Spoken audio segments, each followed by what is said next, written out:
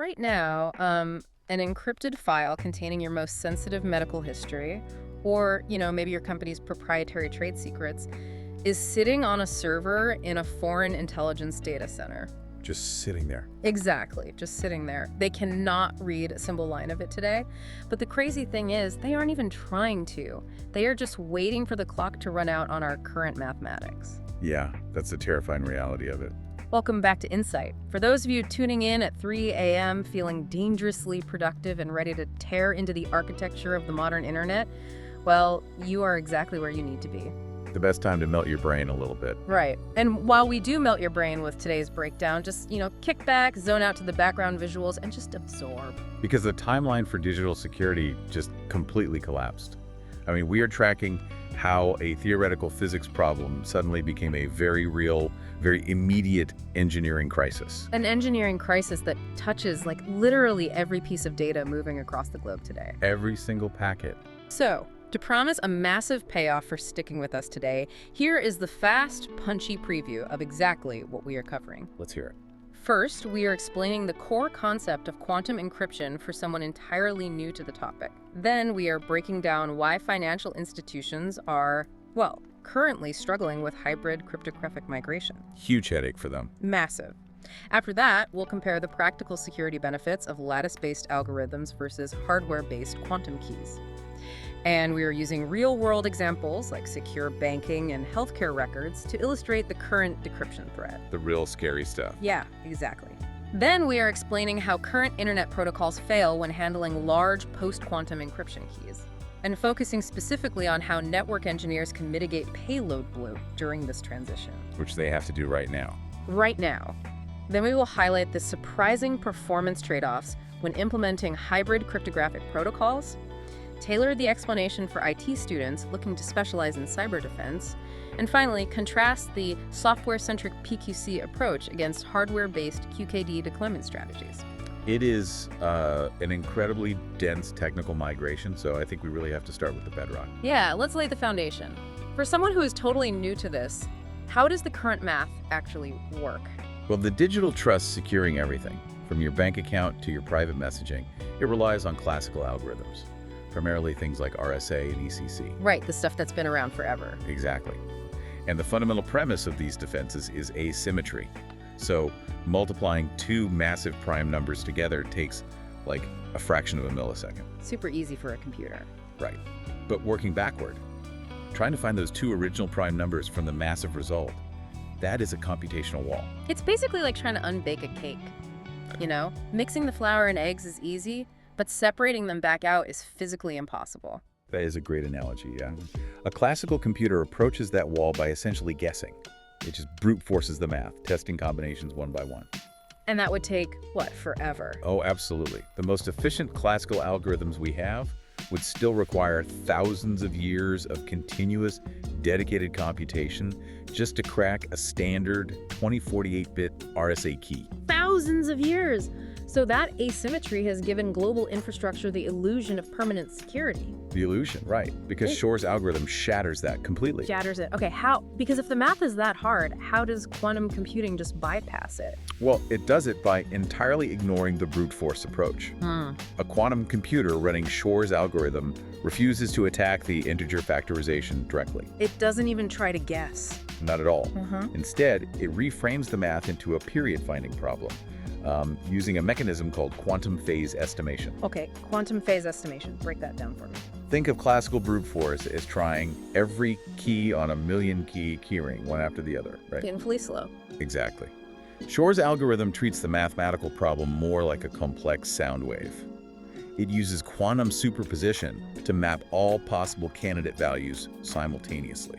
Wow. So it looks at everything at once. Yeah, and then it uses quantum interference to amplify the correct answer and cancel out all the wrong ones.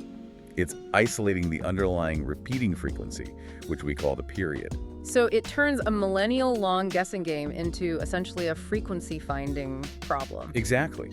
Once you extract that frequency, Deriving the original prime factors requires only trivial classical math. It basically just tunes into the right station and turns an impossible calculation into a polynomial time breeze. That's exactly what it does. But wait, if the math is fundamentally compromised by this frequency finding technique, my immediate thought is to just push an over-the-air software update. Oh, if only it were that easy. Right! Like, why can't major cloud providers or global banks just patch their systems tonight with new math? What is the actual holdup for the financial sector? The environment these financial institutions operate in makes a simple patch just impossible. I mean, global banking does not rely on one clean, modern cryptographic stack. It's a mess of old code, isn't it? A total mess. Yeah. They are navigating decades of fragmented, deeply undocumented legacy infrastructure.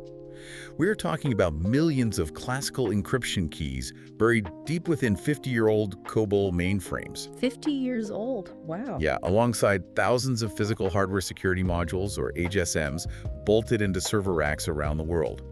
And these legacy systems have strict memory limits and hard-coded cryptographic suites. So you cannot just rip out the foundational security algorithm of a 50-year-old mainframe overnight without risking, like, a catastrophic failure of the global financial grid. Exactly, you'd break everything. Furthermore, they are legally prohibited from just swapping algorithms right now. Wait, legally? By who? Regulators. European telecom and cybersecurity regulators like ETSI and ANSSI have enforced a strict hybrid cryptography mandate. Hybrid, meaning they have to use both. Right, because the new post-quantum algorithms are still theoretically experimental, regulators fear a hidden mathematical flaw might be discovered next year. Oh, that makes sense. You don't want to jump ship to a boat that might have a hole in it. Exactly. So banks are forced to run the old classical math, like ECDH, alongside the new post-quantum algorithms simultaneously as a failsafe. That sounds like a nightmare. You are forcing them to keep the 50-year-old legacy engine running while simultaneously firing up a brand new experimental engine side by side. Perfectly synchronized across millions of endpoints. Insane. If the new engine stalls out, the old one takes over. The computational drag of running both must be massive.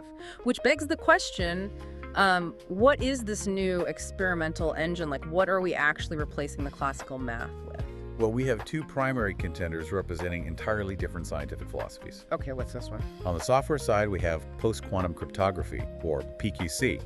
This is heavily championed by the U.S. National Institute of Standards and Technology, or NIST, through their recent FIPS 203 and 204 standards. Right, the NIST standards everyone is talking about. Exactly. PQC abandons prime factorization entirely and relies on the learning with errors problem, which utilizes insanely complex lattice-based matrices.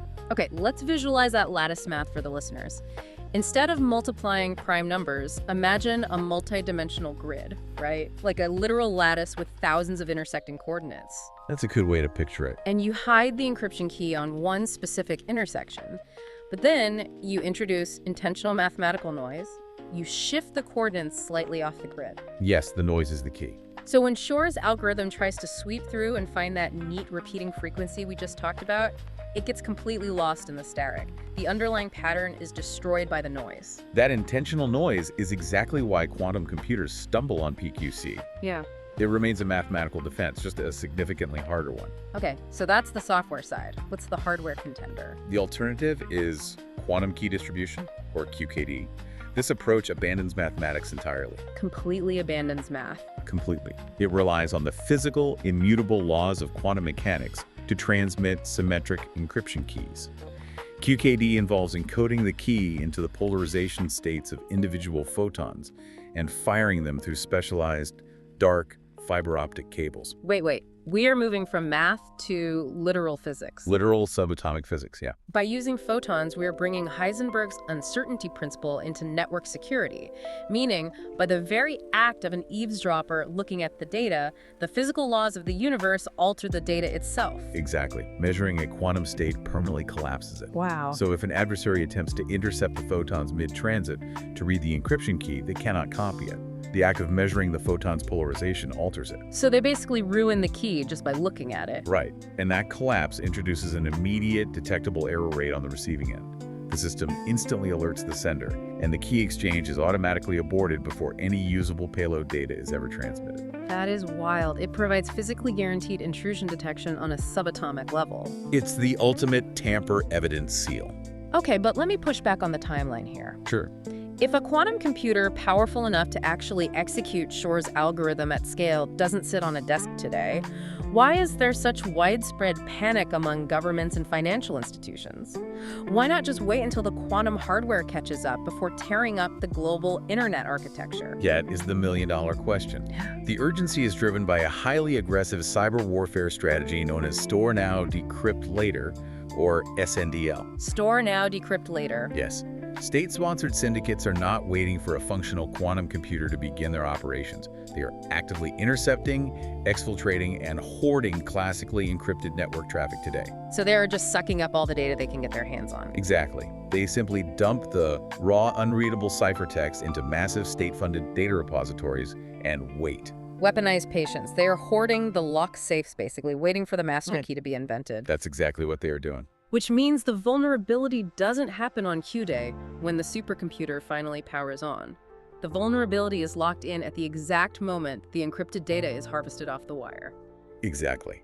If your data has a required shelf life extending past the arrival of these machines, things like diplomatic cables, proprietary corporate trade secrets, or biometric identities. Things that still matter 10 years from now. Right.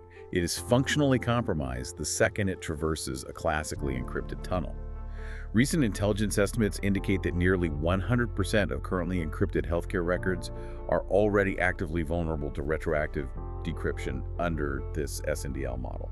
100% of healthcare records. That is terrifying. It is. And we saw the mechanical reality of this with the Salt Typhoon hack, right, in the first quarter of 2026. Oh, absolutely. That was a textbook example. Threat actors persistently infiltrated core U.S. telecom routers from providers like AT&T and Verizon.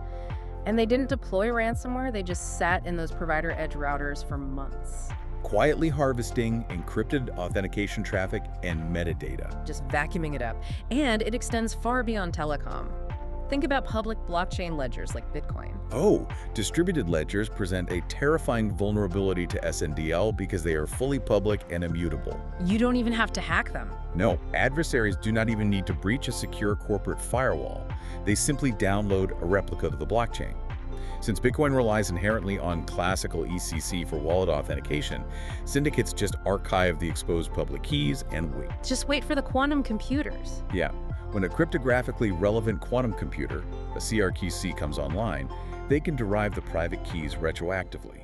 The entire global decentralized ledger is fully exposed right now. Hearing the scale of this threat, the obvious engineering solution seems to be, well, roll out the software, push those lattice-based PQC updates to every cloud server, mobile device, and banking app immediately, and call it a day. It seems obvious, right? But the infrastructure physically cannot handle that. Because of the payload bloat. Exactly. Because lattice math introduces severe payload bloat. Pushing the update breaks the fundamental plumbing of the internet. How bad is the bloat? Give us the numbers. The advanced multidimensional matrices that make PQC secure also require massive amounts of data just to establish a connection. Look at the key sizes. A classical ECDH key share, which secures the vast majority of web traffic today, is a highly efficient 32 bytes. 32 bytes. Tiny. Tiny. The new NIST standard for key exchange, ML-Chem 768, requires a public key of 1,184 bytes. 1,184 bytes. That alone is nearly a 3,600% increase in size. It is massive. And when you factor in the new digital signatures required to authenticate the server, the disparity becomes absurd. A classical signature is roughly 64 bytes. The new MLDSA 65 signature balloons to over 3,300 bytes. Okay, so when you force these massive keys into that mandatory hybrid transition phase, where regulators force you to send the classical keys and the massive PQC keys together, That hybrid mandate we talked about. the standard TLS 1.3 server handshake swells from a lean 5 kilobytes to an unprecedented 22 kilobytes. Which is just devastating for the network. The underlying architecture of the internet was simply not drawn with dimensions this large. Right. Standard Ethernet maximum transmission units, or MTUs, strictly cap individual packets at 1,500 bytes. So you can't even fit it in one packet. Not even close. Furthermore, the server's initial traffic bottleneck, known as the TCP Initial Congestion Window, or IW10, only permits about 14.6 kilobytes of data to be sent in the first flight.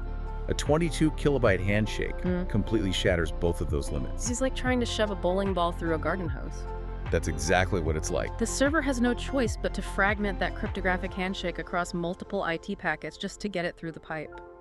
So for the network engineers listening right now, staring at their infrastructure monitoring tools at 3 a.m., how do you actually keep a corporate network from collapsing under the weight of these fragmented packets? What are the immediate mitigations? It mandates a massive, immediate capital upgrade cycle across the network edge.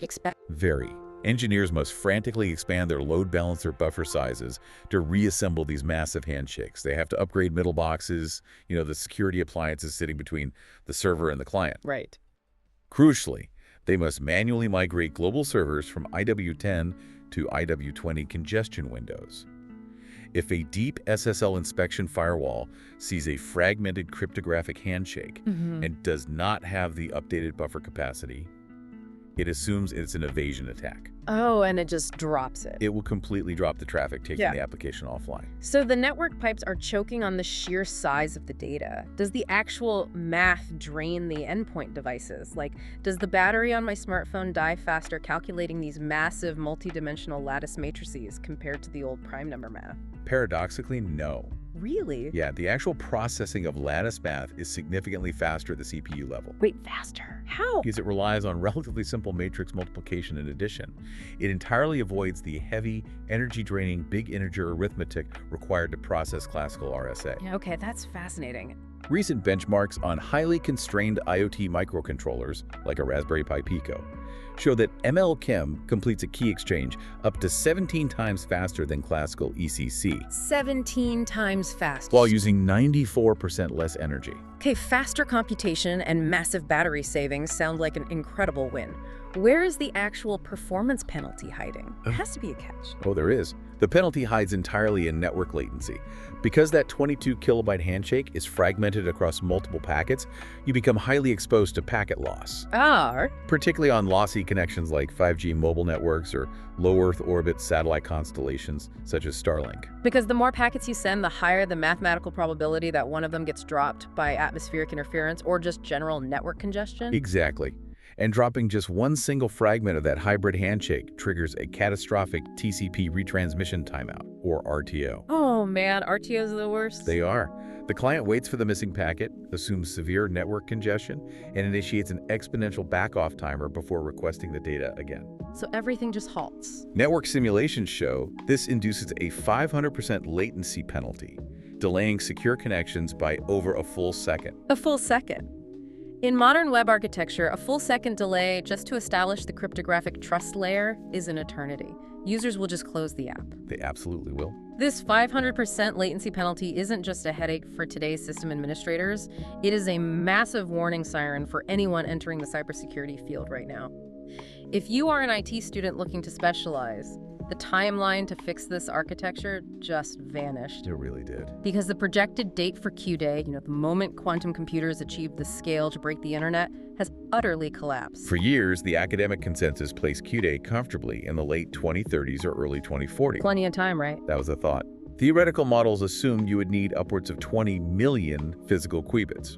The reasoning was that quantum states are incredibly fragile, and you need millions of extra qubits solely dedicated to error correction just to stabilize the calculation long enough to break a standard RSA key. But the 2026 research from Caltech and Atomic fundamentally changed the math.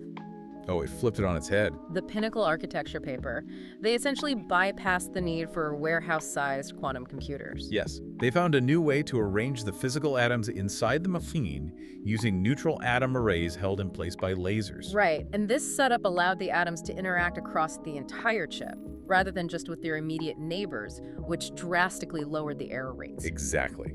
By drastically reducing the overhead required for error correction, they proved that Shor's algorithm can be executed at cryptographically relevant scales, using as few as 10,000 physical qubits. From 20 million down to 10,000.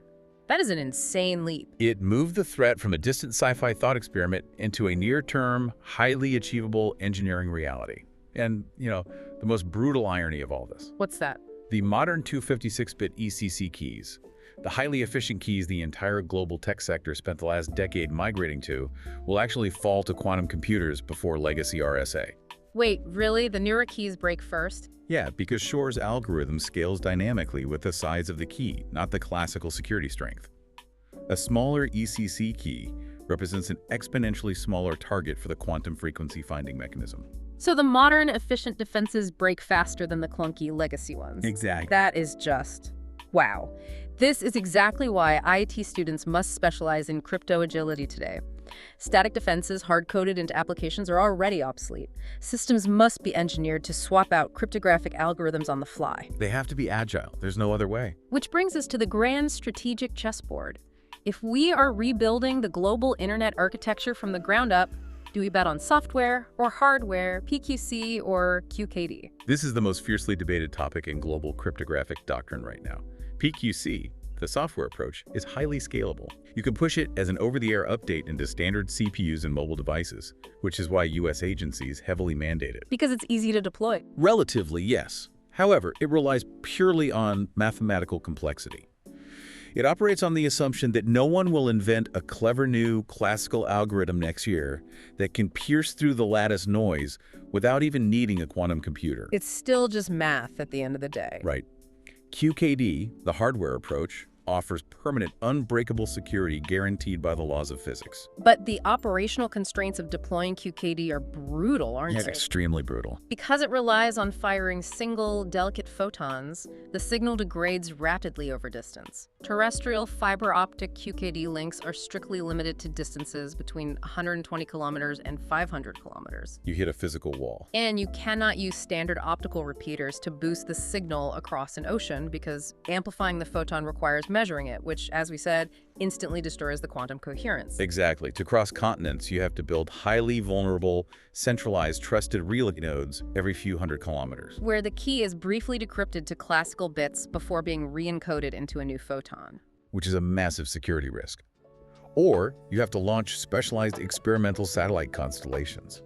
The capital expenditure required to build dedicated dark fiber channels, maintain precise cryogenic cooling for the quantum hardware, and secure those relay nodes is profoundly prohibitive. It's astronomically expensive. It is.